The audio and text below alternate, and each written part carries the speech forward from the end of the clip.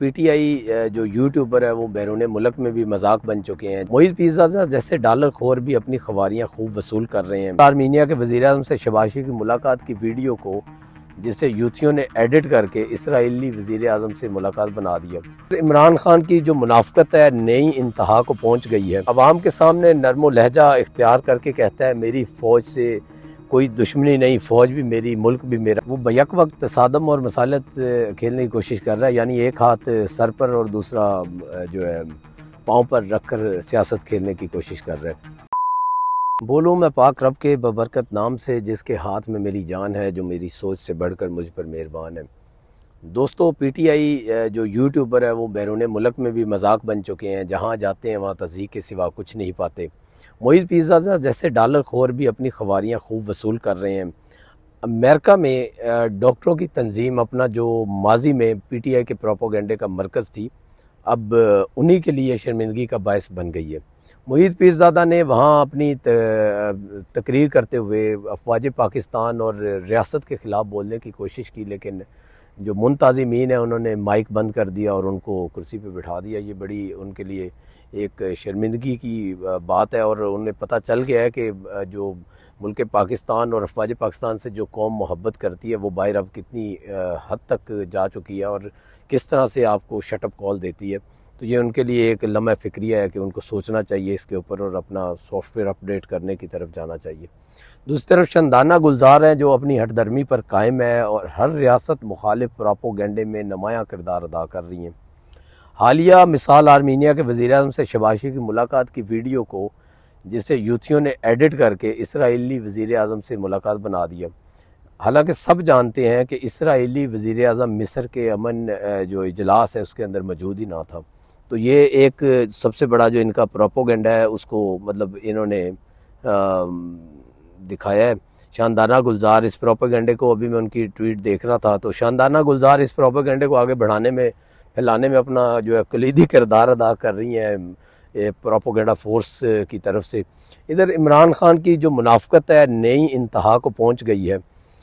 एक जानिब सुहेल अफरीदी को कहा जा रहा है कि फ़ौज के सामने डट जाओ, दहशतगर्दों के ख़िलाफ़ मिलिट्री ऑपरेशन मत होने दो।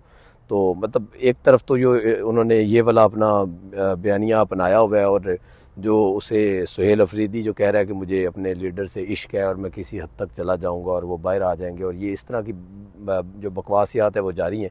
दूसरी जानब अवाम के सामने नरमो लहजा इख्तियार करके कहता है मेरी फ़ौज से कोई दुश्मनी नहीं, फ़ौज भी मेरी, मुल्क भी मेरा। वो बैक वक्त तसादम और मसालत खेलने की कोशिश कर रहा है, यानी एक हाथ सर पर और दूसरा जो है पाँव पर रख कर सियासत खेलने की कोशिश कर रहे हैं। इसी दौरान पाकिस्तान के लिए मुआशी कामयाबी सामने आई है। पाकिस्तान और IMF के दरमियान स्टाफ लेवल मुआहदा तय पा गया है।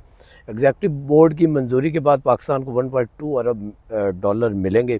IMF के एलामिया के मुताबिक पाकिस्तान का करंट अकाउंट 14 साल बाद पहली बार सरप्लस में रहा। अफराद ज़र कम हुआ और ज़र मुआवजा के ज़खायर बेहतर हुए।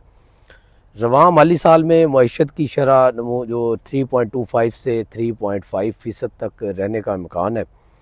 IMF ने पाकिस्तान के माहौलियाती इस्लाहात प्रोग्राम को भी सराहा और कहा कि हालिया सैलाब से मुतासर इलाकों के लिए पॉलिसियों पर मुस्तकिल अमल दरामद ज़रूरी है। तो ये बड़ी अच्छी एक ख़बर है जो अभी मिलने को मिली है। तो मुआहदे के बाद स्टॉक मार्केट में ज़बरदस्त बेहतरी देखी गई। कारोबार के आगाज़ पर 100 इंडेक्स में 1280 पॉइंट्स का इजाफा हुआ है, जो बाद में बढ़कर 1535 पॉइंट्स तक पहुँच गया। इंडेक्स 1,67,000 की सतह अबूर कर गया, जो भारत के मार्का हक में शिकस्त देने के बाद दूसरा बड़ा इजाफा है। तो अच्छी अच्छी खबरें आ रही हैं जहाँ पे जो शयातीन है वो मुल्क के लिए बैरून मुल्क बैठे साजिशें कर रहे हैं, कुछ अंदरूनी मुल्क बैठे हैं।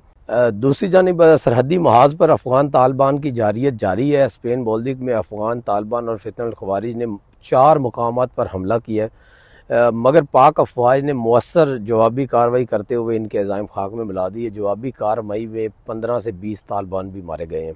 तो अभी तो पार्टी शुरू हुई है, अभी देखें जो भी पंगा लेगा पाकिस्तान से उसका क्या हाल बनता है। तालिबान ने शहरी आबादी को ढाल के तौर पर इस्तेमाल किया और पाक अफ़गान दोस्ती गेट अपनी जानिब से तबाह कर दिया, जिससे इनकी बाहमी तजारत और कबायली ताल्लुकात के ख़िलाफ़ ज़हनियत ज़ाहिर होती है।